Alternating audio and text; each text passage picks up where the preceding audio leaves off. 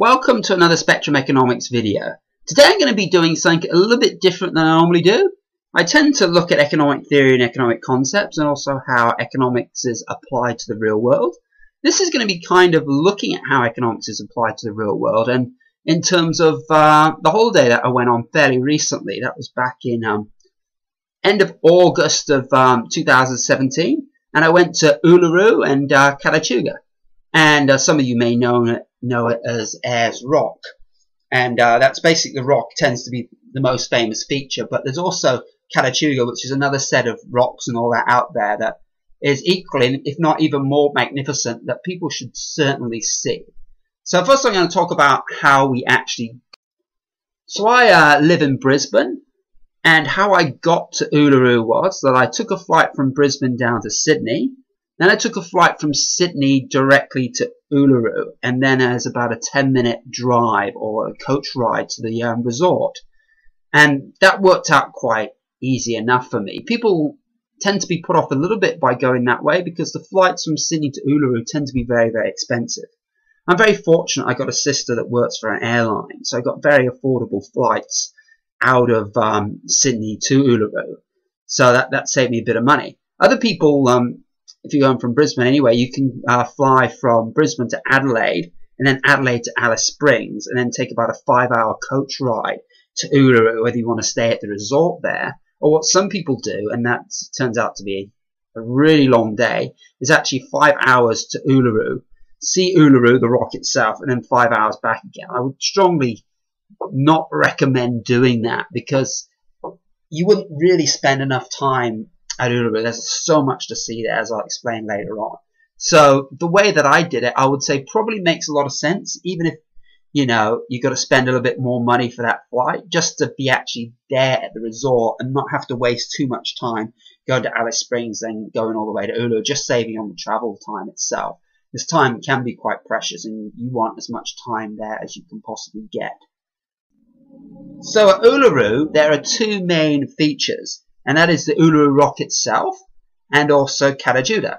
And Uluru is basically what it's famous for, the giant rock itself, the giant monolith that's in the middle of the desert. And it is absolutely spectacular. But what people don't talk about is Kata Tjuta, and that in itself is just as spectacular, if not more so. And the rock there is almost identical to Uluru, the rock surface itself, but it's actually broken down into lots of rocks, and there's lots of places you can go there in regards to walks and stuff. And the walk that I did was, what was that called? The Valley of the Winds. Or was it the Valley of the Winds walk? And that was actually the more difficult of the two walks. There's another walk there as well, which you can walk to the gorge. But I'll explain a little bit later why the walk that we went on is actually the one you'd probably want to go on. So here I am, just arrived at the airport, and it's quite a nice little airport there at Uluru. It's basically got everything that you need, and that is, you know, a place to get through and a place to land, and also somewhere you can get a taxi if you wanted to. But at the resort we're staying at, they actually provided a shuttle service, and that shuttle service actually took us directly from the airport straight to the resort itself, and that was, you know, it was an easy enough trip to make.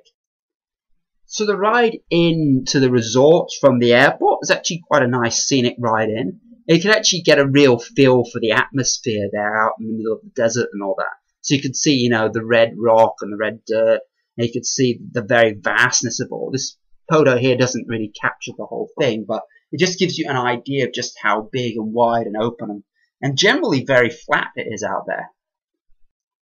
Something that was very noticeable as well on the way in were all the solar panels out there, and that actually makes a lot of sense, because looking at somewhere like Uluru, you get about, what, 360 days where you get plenty of sunlight. So there's a lot of power potentially you can harness from the sun, and that was driving a lot of the stuff that was going in within the resort.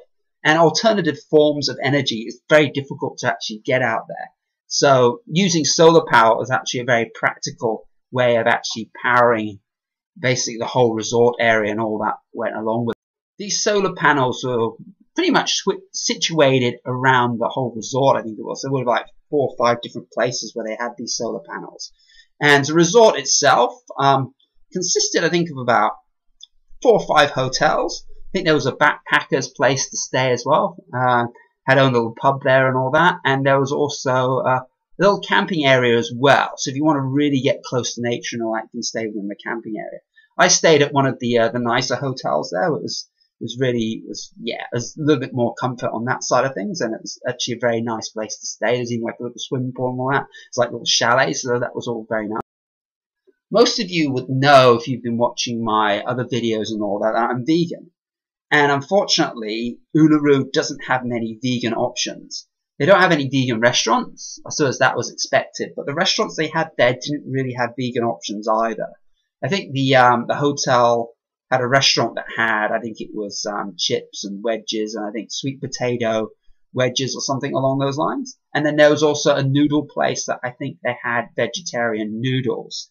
But we were in luck. My sister is a very good amateur chef, and she actually planned to make a video out there, and she got all these ingredients to make protein balls. So for her video, she made a whole load of protein balls that kind of kept us going for the 4 or 5 days we were there. And we supplemented, of course, the protein balls with food that we got from a little supermarket. So there's a little supermarket there, so we got some noodles, I think we got some bread as well and stuff like that. And that was fairly useful too. But that's something to bear in mind if you're vegan. You may want to bring some of your own food along with you as well, because there's very, very limited options in terms of what you can get in regards to food. So now we've sort of reached the end of our first day, so we're deciding basically what you want to do and where you want to go. And there's several options in terms of how you want to go about doing it. And you can, the two main options, the reason why we were there really was to see Uluru and Kata Tjuta. So how would you want to go about doing that? And there were several tours that were being offered that would take you on base walks around Uluru, and I think there were some guided tours of Kata Tjuta as well. Most of the focus was on Uluru and the walks and all you can do there, and that being, of course, the main attraction. Unfortunately, though, a lot of these tours and a lot of these trips out to Uluru and out to Kata Tjuta were actually very expensive. And there were dawn walks and the morning walks, and there was also the evening and the sunset walks. And they're magical in their own sense, in the sense that the rock looks different colours at different times of the day. So sometimes the day it'll actually look almost like a kind of bluish colour, or look kind of red at times as well, in terms of how the light hits it. And it's certainly something you can see, but you don't necessarily have to go on a tour for that, though. And what we did was we actually got on a hop-on, hop-off bus that actually gave us plenty of time there to actually explore ourselves rather than being confined to the restrictions of a tour. As I explained later, the tours are actually quite short as well in terms of what you've got. There's something that they had out there called the Field of Lights, and that's something that's only going to be there for a fairly short time. In a sense, it's quite an attraction in itself, that it looks quite magnificent, all the lights and all that. We didn't actually go to that because we were really out there just to see Uluru and Kata Tjuta, the actual natural rock formations themselves. Now, some people could be interested in the Field of Lights. It is something, again, that is fairly expensive just to be taken out there on a very simple little tour of the lights. And it's what you can see here, $69 for adults. I mean, the two of us, that would be almost $150 just to go out there. It's basically just to see lights. It's not so much of a natural aspect or really the reason why we were there. But, if you've got the time to do it and you've got the money, and you may have come from all over the world, so you may still want to visit that and still have a look. The sunrise and the sunset walks, I can understand why they would be very popular, simply because, like I mentioned before, the change in the coloration and stuff of the rock. So when we went out there, we didn't actually do any of those. We took the hop-on, hop-off bus that gave us that additional freedom. But what you can do, though, is at the resort itself, and if you've got a good camera, you can go to these lookout posts and all that. We can actually get a pretty good view of Uluru. I think some of the lookout posts you can even see Kata Tjuta as well, though it's quite far away. So if you've got good zoom on your camera, you can actually go up there and zoom in. And you can basically just video it and watch it, and you can see Uluru actually change colour as the sun goes down, which is quite interesting. It's like I say, it's about the way the light hits the red rock and all that, and how it looks. And it may not be quite the same experience as doing the walk itself, but it'll certainly save you quite a bit of money. And I was certainly satisfied by approaching it that way as well. So here we are on our second day now. So this is when we actually went out to Uluru. So you can see me there. I've got a photo of Uluru in the background. This, I think, was in the evening actually on the way back. But again, you can see the very vastness there of the outback, and then you just got this giant rock just standing out there. But it's definitely good to have your close-ups and your distant shots as well, just for a bit of comparison. What was really interesting though about Uluru in itself, the rock, is the different shapes and all that. You don't really appreciate it when you watch it on television or you can see photos, but when you actually get up close, you can actually see the different texture within the rock itself, and where it's been eroded, where you've had rainfall and all, that has formed these grooves. And you've got a little bit of moss here and there as well that's formed. And I believe there was quite a bit of rainfall a few months before we got there, so it was actually greener than it would normally be there. And there's actually some water still around there and all. So it was like I say, it's quite interesting to see how the rock has actually changed over time in terms of how the weather has affected it. What we also noticed was interesting as well, that there were a lot of little small caves sort of all over the place as well. I think that's where people would have sheltered back a long time ago when they would actually visit the rock there. We didn't actually get to go in there, but we could see that there were fairly sort of shallow little caves, and there were a few of those all around as well. They're sort of quite interesting, and I think some of them had even like little carvings, little paintings inside there as well. So here we are. This is a little section where the base there wasn't quite as steep as some of the other sections of Uluru, so I sort of took the opportunity to go up a little bit on the base. As you can see here, I'm standing by, I wouldn't say it as a cave, but kind of like a giant hole or sort of divot within the rock. So I'm sort of standing there. As you can see, the way the light hits it, you've got the very interesting texture of the rock surface itself. And you've got a picture of my sister there. It actually doesn't look that high, it's just the angle there. As you can see the little hole behind her, that's actually quite the big hole that I was standing by in the previous photo, as you can see there. So it actually is quite big. It's just the angle makes it a little bit shorter. And as I say, what's so interesting about Uluru is you take different angles on it, it does certainly look quite a bit different. Also, you have to bear in mind as well that there were plenty of sections there where photography wasn't allowed, and that was basically on the corners. Those sections though weren't particularly long. You know, you probably walk for about maybe 500 meters to a kilometer, where there'd be no photos allowed on each of the corners. And the rest of I think it was like 12 kilometers to walk all the way around the base. You're actually free to video and take pictures of, and all that seemed fairly acceptable. So here, like I mentioned, is just before we got to that restricted area and all. We walked around the rock sort of in an anti-clockwise fashion. So it started off just around where the visitor centre is. Then we walked all the way around back to the visitor centre again. So as we're getting fairly close to our walk, they say our free walk, it took us about 3 to 4 hours, I think it did. Remember to put plenty of sunblock on, wear plenty of protective clothing and stuff like that. As you can see, I didn't, but I actually had a lot of sunblock on. I had loads and loads of sunblock on. So I wasn't actually getting burned. You're just thinking now, well, wait a minute, it's not wearing his hat. Anyway, so when we reached this point, this is the base walk that you would go on with the guided tour. And as you can see, it's a fairly short walk. It's 850 meters there and 850 meters back. You'd only spend about an hour there if you're with the tour group. So you'd be spending like 3 times the amount of money that we paid in order to get there by our hop-on, hop-off little coach thing and all that we had.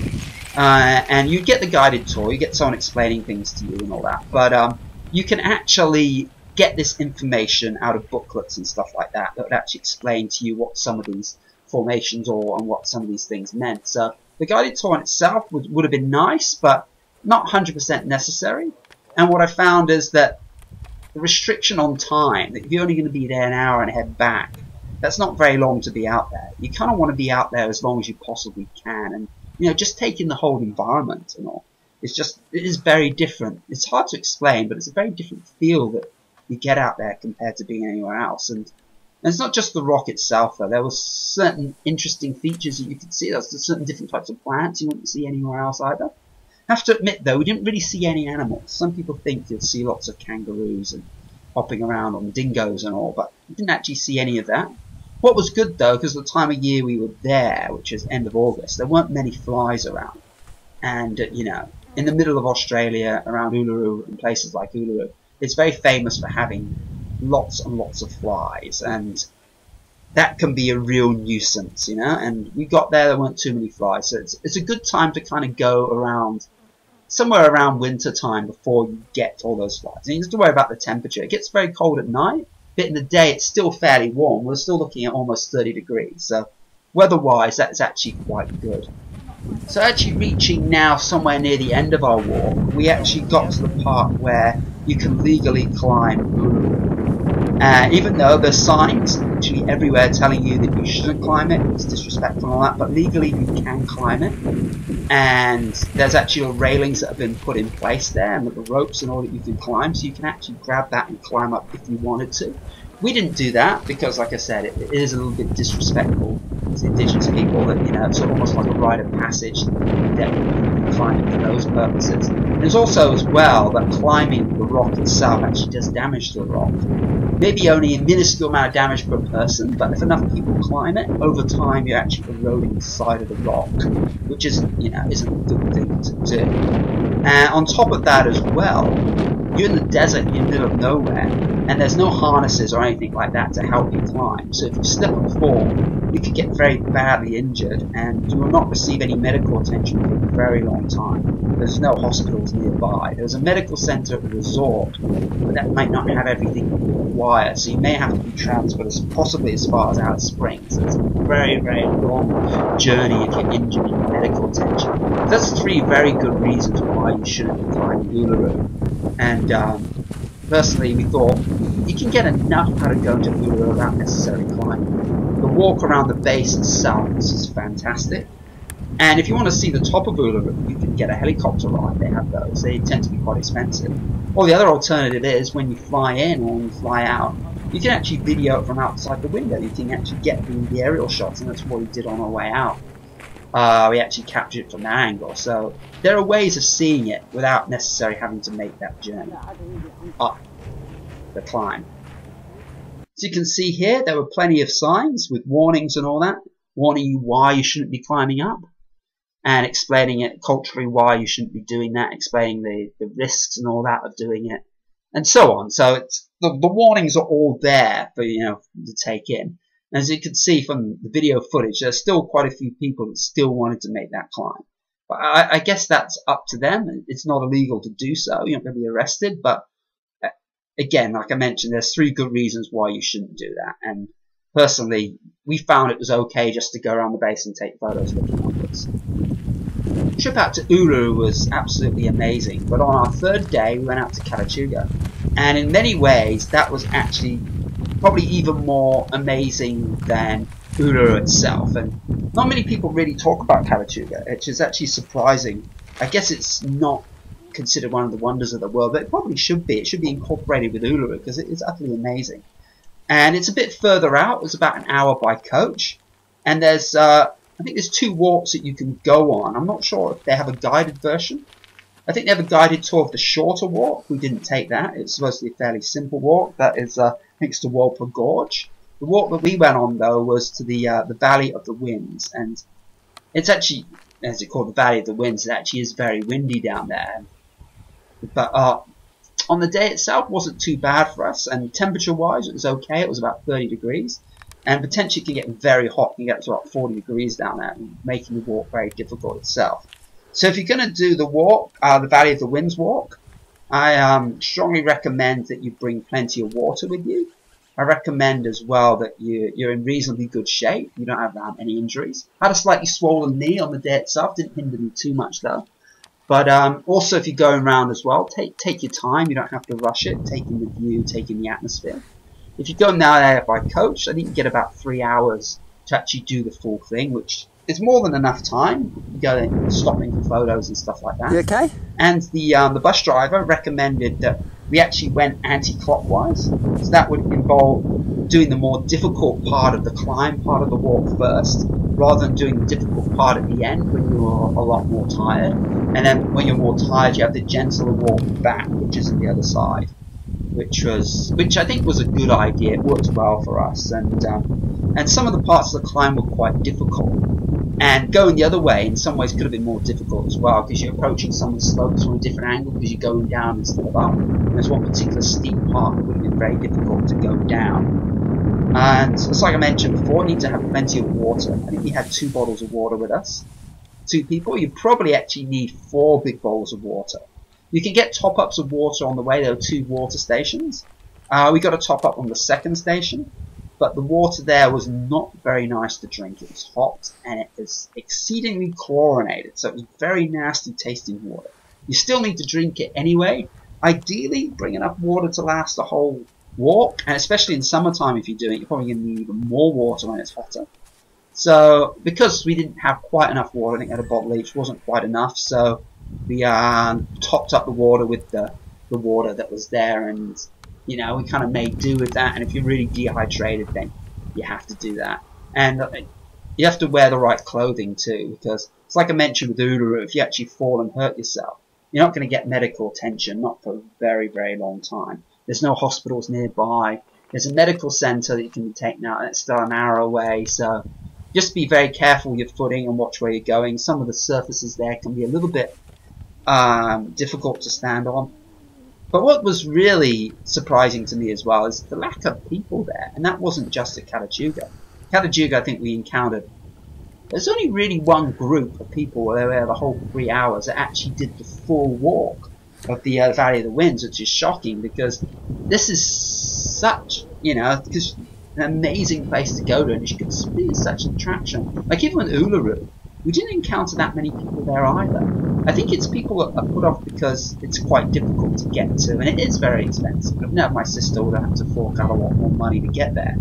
But even if you have to pay a lot for airfares, if you do the hop-on, hop-off stuff that we did, it's still reasonably affordable. You don't necessarily have to have the guided tours and, you know, be spending $1,000 a day for your family to go out there. So there's ways of doing it that you can take everything in. And in fact, the guided tours doesn't give you everything you want, as like I mentioned before.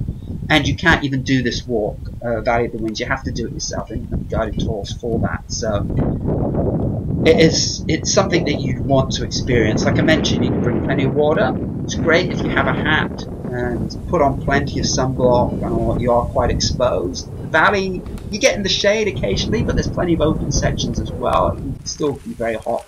You can still get very sunburnt, but it is an amazing place to go to, and it's a great place to, you know, see, simply just because it's so different from anywhere else in the world. It is quite amazing. So Kata Tjuta, definitely somewhere to go. It simply is as a life experience, you know, and even if you've got to pay more money. Again, it's up to personally what you like, and as economists, again, it is maximizing what you enjoyed out of life. But as this is a one-off thing, I think it's something that you should definitely consider, especially if you're Australian and you live out here. It would be a shame not to just dedicate, you know, a few days of your life just to go out and see somewhere as amazing as Kata Tjuta. On our fourth day, we were still feeling fairly exhausted from the Kata Tjuta walk and all. So we spent a more of a quiet day around the resort and just to see a few of the things they have there. And they've got a camel farm. We had a quick look at that with the camels. Camel farm, we didn't spend too much time there. We didn't want to really get too much involved with that as, you know, as being vegan. I don't know if they were being treated cruelly. They may or may not have been. It was really hard to say, but still we didn't want to get involved with that, camel rides and stuff like that. But at least we had a look to see what it was like there. We went to, before that though, a reptile show, and that was actually very interesting. And that was a show. There weren't many people at the show, actually, funny enough. There was about 10 people at this show. So that was good in the sense that it gave us an opportunity to actually hold the animals afterwards. So you see me there, I'm holding a snake, and I'm holding a lizard. And there was a man that did the show, and he basically explained about these animals and their habitat and how they live and all that. And it was very, very informative. So again, if you got a quieter day out there, which is if you're going to stay there for like 4 days, maybe it'd be good to just have one day where you're not going out to the rocks and all that, just to, you know, see another side of it at the resort area. And like I said, you could go on a camel ride, or like go to these this show, the reptile show, and there's a few other things as well. There's like a few other little walks in the area too. So there are a few things to do around there. So like I said though, you probably can't spend too many days out at Uluru. So maybe 4 or 5 days would probably be a maximum, probably what you'd. This now takes us to the end of our trip. So on the last day, we had a fairly quiet morning. Had the breakfast there. Breakfast was actually okay. It was a buffet breakfast, so we could actually, you know, choose what we wanted. So I had plenty of mushrooms. I think I had some hash browns and fruit. So that side of the food thing was actually okay. The breakfast side of it was good. may not have mentioned earlier, but that was good. So that took us to our last day, and as you can see here on the aeroplane, here's some footage of Uluru from up above, and I think that's just kind of a nice way to leave off, you know, get this whole seeing it from above in the plane, the way the plane flies around. That's really good. So anyway, in short, I just want to wrap up here and say that, you know, if you want to go out to Uluru, it is an expensive holiday, I have to admit. It does cost a lot of money to get out there with the flights, and it takes a lot of time to get out there as well. In terms of, there's not many direct flights out there. I was fortunate enough I could get the cheaper flights. Accommodation there is reasonably expensive as well, so, and also pretty much most of the things there you can do if you're going to go guided tour, it does cost a lot of money. So money wise, it is a fairly expensive holiday. But if you're living in Australia, even if you're coming to Australia, but it depends. More for people that are living in Australia, it's somewhere that you kind of got to go out there. It's worth, personally I think it's worth spending extra money. It's a fairly short holiday, but it's an experience that is very, very unique. And personally I thoroughly enjoyed it. It's something that's a once in a lifetime thing. You might not want to do it again, but it is something different and all that. And like I mentioned, the Kata Tjuta is very sort of understated in terms of what it is, and it's fully worth going there. This takes me to the end of my Uluru Kata Tjuta video. I hope you enjoyed it. Hope you liked the photos and the video footage that's been included in here. It's a little bit different from a lot of my other presentations. A lot of it is basically me talking about the holiday I had, but I was throwing in a few economic stuff there as well in regards to pricing and potentially maximizing your utility and enjoyment from the trip. And for me, it was taking the hop-on and hop buses, basically reducing my cost and at the same time increasing my enjoyment because I get to be at the rock, Uluru longer, and also I get to do the walk at Kata Tjuta, which I couldn't do otherwise. So that was just great, and I think that worked out well for me too. So so if you enjoyed this video, remember to click the like button. And if you want to see more videos related to economics, click the subscribe button. I don't know too many more holiday ones. It might be a little while before I do another one. But I have lots of other stuff. So if you're interested in things like game theory or cost-benefit analysis, microeconomics, and vegan economics, that's something that I'm working on at the moment, something that I've called vegan economics, and I'm going to be writing a book on that. So if any of that stuff interests you, please subscribe to my channel. And also, please follow me on Steemit as well, where I've got a combination of both videos and posts and blogs. So, yeah, I hope you found this interesting, and hopefully you'll watch more of my videos and read more of my blogs. Thank you very much.